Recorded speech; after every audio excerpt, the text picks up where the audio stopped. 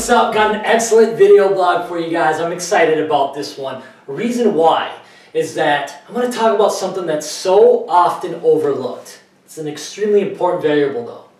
It's a small thing, but it has so much power if we are able to focus on it, start to dissect it and see the value within it, okay? What am I talking about? I'm talking about lifting tempos.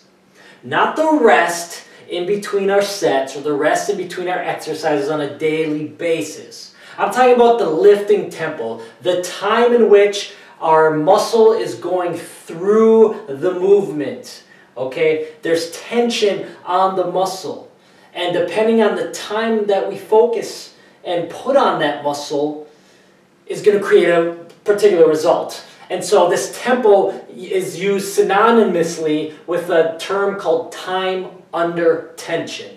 Okay? There's 4 parts of a movement that all hold weight when considering time under tension. These 4 parts are considered the eccentric, concentric, the stretch, and the isometric contraction. I know that's a mouthful, but stay with me. I'm going to walk through this part slowly.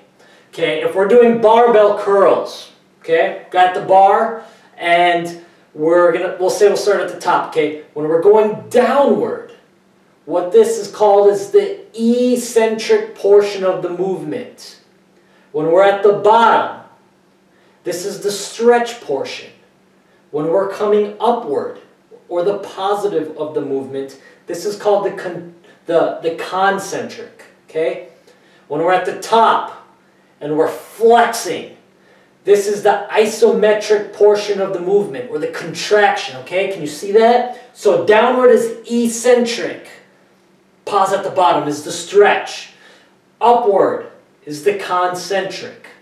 At the top, this is the isometric hold, or the isometric contraction. Okay? Those are the 4 parts that we're going to talk about simultaneously throughout this video. Okay? Now, let's talk about tempos and how they can affect our results. Okay? A lot of times it's something that's overlooked, as I mentioned.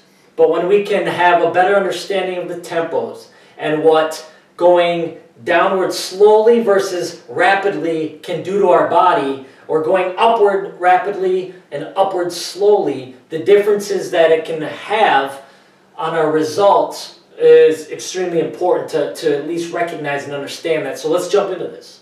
What's the first part we want to talk about? Let's talk about the eccentric. Okay, probably my favorite part, one of my favorite parts besides the contraction part. But anyways, the downward or the eccentric portion, if we're doing a barbell curl, this is going to build the most mass. This contributes to building mass the most. The downward portion of the movement, because it's bringing all your tools online. All your muscle fibers are being activated because gravity is trying to slam that weight down.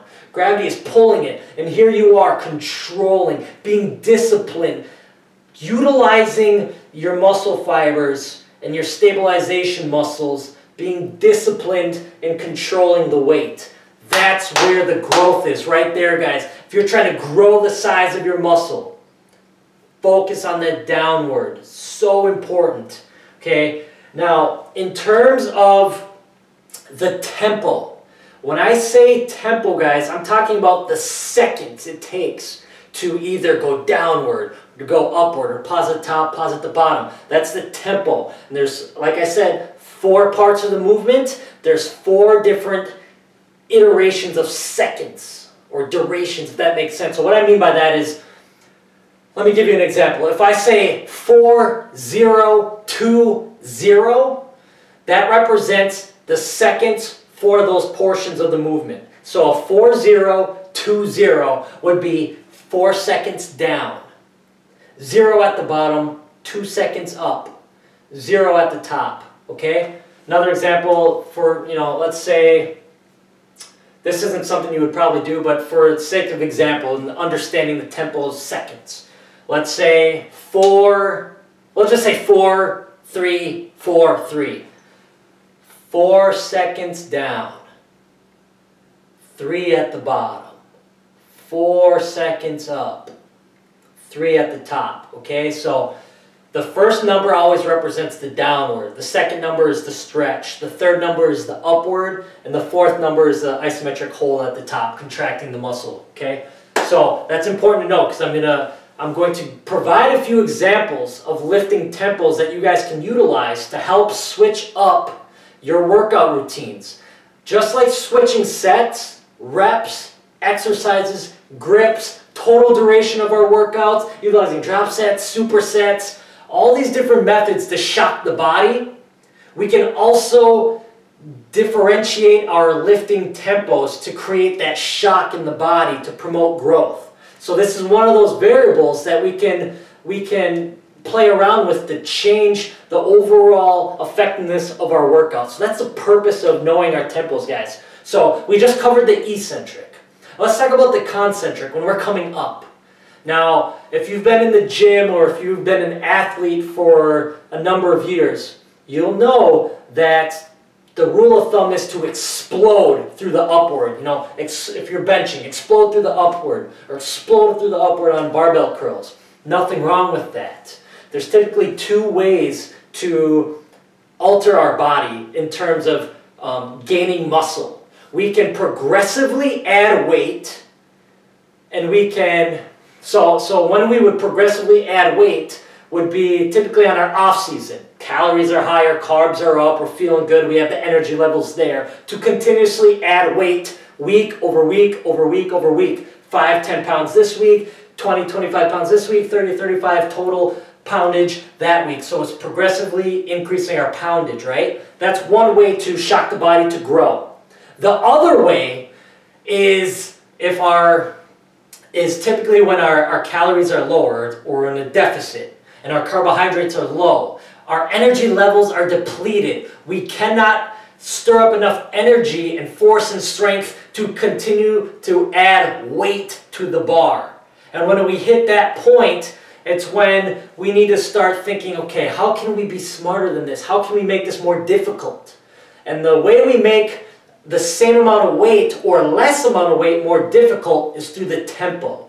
So if you have 100 pounds on the barbell and you've exploded up, that's a lot easier than 20 pounds slowly, fully controlled, not incorporating your back and swinging and incorporating other muscle groups. When we're slow under control, we're only working what needs to be worked, putting our mind where that muscle region is to ensure that that's what's being activated, not my hips, my glutes, and my everything else, okay?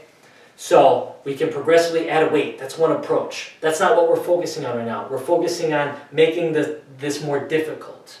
So I know a lot of you guys are used to exploding through the concentric. There's nothing wrong with that. There's a time and place to build that strength and that raw power. But there's also a time where we can't do that.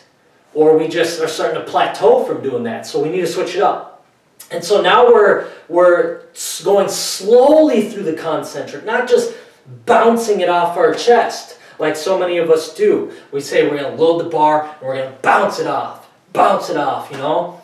Let's take it back a notch and really focus on what's going on in terms of what's being activated so we can really optimize our muscle growth. We're not just focusing on strength here, we're focusing on growing our muscle region, okay? So maybe we come down slowly, and instead of bouncing off our chest and exploding up, maybe we're coming down slowly, going up slowly, okay? There's a difference in the tempo there. Different results, a different way to shock the body. Let's see. So we talked about the eccentric, the downward. Talked about the concentric, which is the upward. Now let's talk about the bottom portion of the movement. So if we're doing barbell curls, we're on the bottom portion, we're stretching. See that? We're elongating our arm. When we're doing this, guys, our bicep is being stretched. It's creating healthy micro tears. We're literally ripping our muscle fibers. But when we do that, we create more room for growth. Okay, I've used this example before, but think about a water balloon. Okay, if you go to the store and you buy a water balloon and you go and try and blow it up, or just a regular balloon, whatever, you go and blow it up, it's difficult. It takes a few puffs. But if you take that water balloon and you start to stretch it out, the elasticity increases. And so when you go to blow it up, it's up right away. Same is true with our muscles. Okay, when we stretch it out, we increase the elasticity of our muscle fibers. There's something called the fascia. Okay, it's like that clear coat of skin on a chicken breast. When that expands, it promotes an environment for more growth within the muscle. So we want to focus on that downward stretch. But there's particular exercises where that stretch is very relevant and advantageous. But there's also exercises where it's disadvantageous and there's no point to do it. It's actually doing the opposite and it's hindering our performance. Let me give you examples. An example of when to do it would be, of course, that barbell curl. Letting the bar hang, stretching. It's a weighted stretch, so there's tension there. Okay? Elongating the muscle fibers. Another example of that is if you're doing supinated, or also known as reverse grip pull-ups. Okay, if you're up here, right, and you're doing pull-ups, a lot of times you'll see bodybuilders constantly keeping tension on the muscle, not fully elongating, if you can see this, not fully elongating their arms here. They just kind of keep tension. There's nothing wrong with that. But there's also advantage of completely elongating your arms, stretching everything out. So essentially you'll just be hanging. Okay, you'll just be hanging on the bar here. When you just hang like that, what happens is you stretch out your serratus, your lats, your rear deltoid, your triceps, your biceps, right? And you're creating that demand for growth. You're expanding the elasticity, as I mentioned. So that's a great example of when to do it. And you would want to typically pause, 2 to 4 seconds.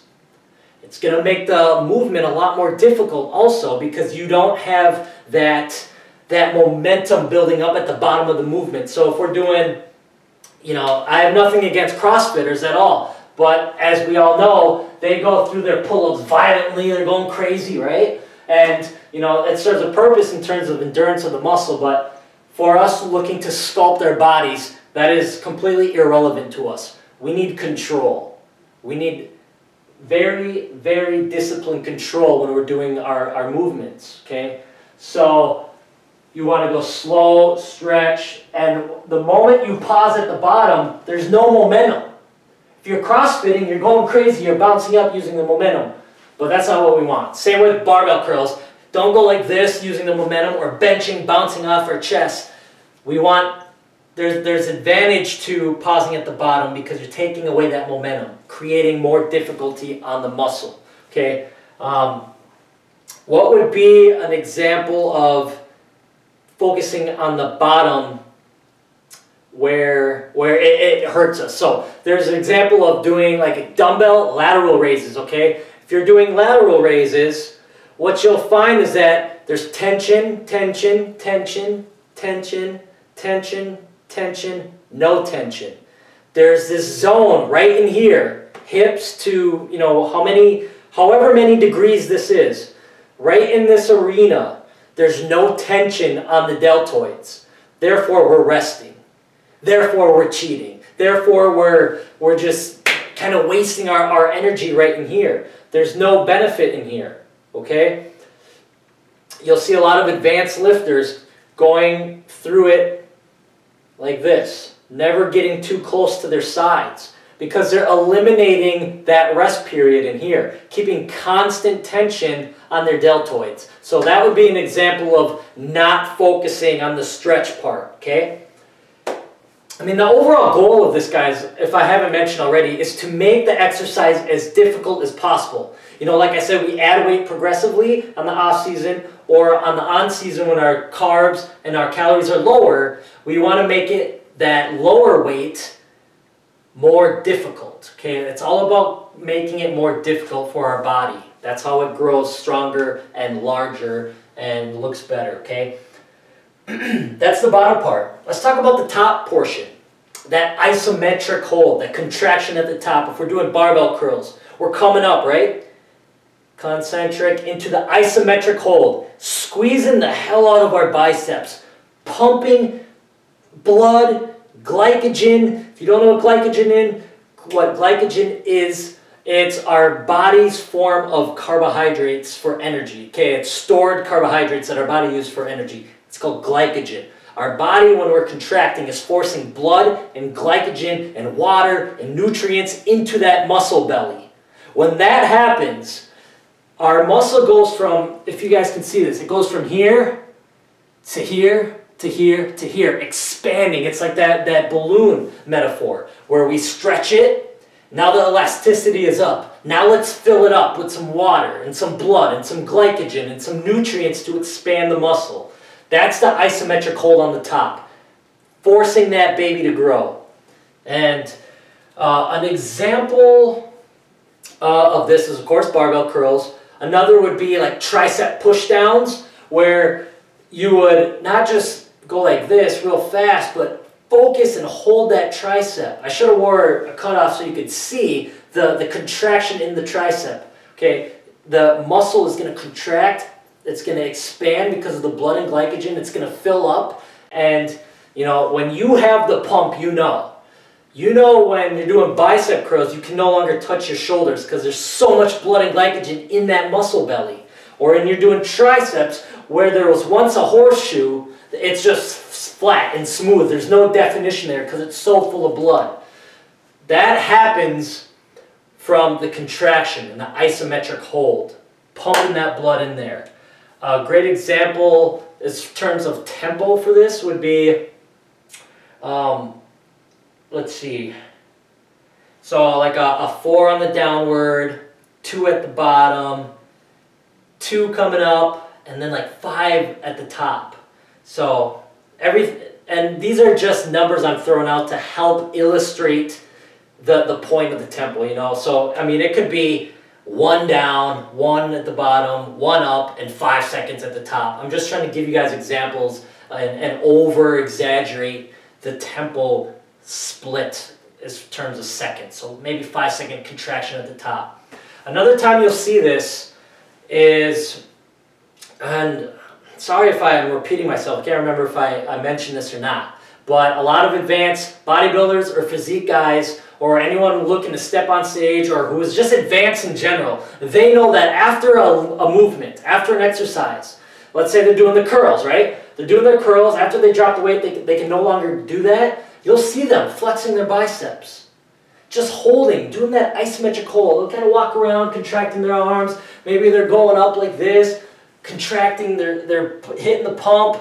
They're just trying to keep that contraction alive. They found the pump. Now they're trying to keep that alive. They created the burn, keeping the burn alive to promote growth. So there's nothing wrong with continuing the movement by putting the weight down when you've hit failure and a few after. And then when you can no longer do that, you just kind of flex it out a little bit, helping create that mind-body connection. And it's going to help you throughout the movements as well when you can create that connection from the mind to the muscle. So that's the eccentric, the concentric, the stretch, the isometric contraction. What about exercises that we want to focus on the downward and the upward? You know, we're pausing at the bottom and we're pausing at the top. A great example of this would be a calf raise. I don't think you guys can see my feet, but let's pretend this is my feet. So if we're doing a calf raise, we're going to want to do it where it's like 5 inches off the ground. So we're not just parallel to the ground, we're 5 inches off the ground. Okay, so we can go downward, right? So let's start in the up position. This is our calf, our foot, right? So we go downward, pause, getting a complete stretch in the calf. Then we come upward, pause, creating that contraction at the top of the movement. So it might be 3 seconds down, 2-second pause on the stretch, 2 seconds up, 5 seconds at the top. See what I'm saying there? So you're getting a lot of bang out of your buck by that's a great way to grow stubborn calves. Doing that full range of motion all the way down, pause. All the way up, pause. So that's that's another example of tempo adjustments. Last but not least, there is the exact opposite of that, where we don't want to focus on the bottom and the top, or either of those. An example of that would be like the bench press or dumbbell presses or sometimes squats. But in terms of the bench press, the moment in which we are locking our elbows up at the very top and the moment that we're at the very bottom, we're resting. We're resting. There's no workload. There's not a significant amount of activation on that muscle region, i.e. our chest, right? So the moment we go up, it's no longer activated, at least at a level that's going to stimulate growth. Same at the bottom. Where the growth occurs is in what's called the mid-range. Okay? There's tension on the muscle this whole time. There's no tension down here. You might be stretching, but there's no tension. There's no tension up here. The tension is in the middle of that movement, okay? So a tempo example would be 4 seconds down, 0 at the bottom, 2 up, 0 at the top. So 1, 2, 3, 4. 1, 2, 1, 2, 3, 4. 1, 2, 1, 2, 3, 4. Never significantly holding the bottom or at the top. So that's what I got for you guys. We can utilize the tempo to shock the body. I'm very sure that, I'm very certain that if you don't know what a tempo is or you've never focused on it before, I guarantee that you're doing a tempo that your body's used to by now because you haven't been focusing on it. So now that you're well equipped to recognize your different tempos, you can start to utilize that in your arsenal. How you can start to shock the body more. You know, maybe you're feeling like, man, I do the same bicep curls every day. I do the same chest exercises every day. It's feeling too routine. I don't feel excited to go to the gym anymore. Here you go. Here's one of the answers. One variable you can utilize to create that shock. Create that excitement in the muscle and in the mind. It's getting exciting now. All of a sudden, where you thought 45 plates on each side of the bench press is easy, try going down at a 5-second count and then going up.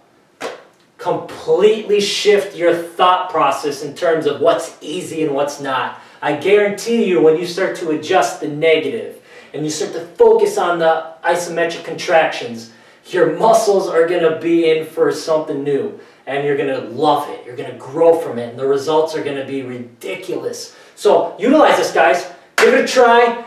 Feel free to send me an email on any other questions you have. I'd love to answer. As for now, I appreciate you guys watching. God bless. I'm out.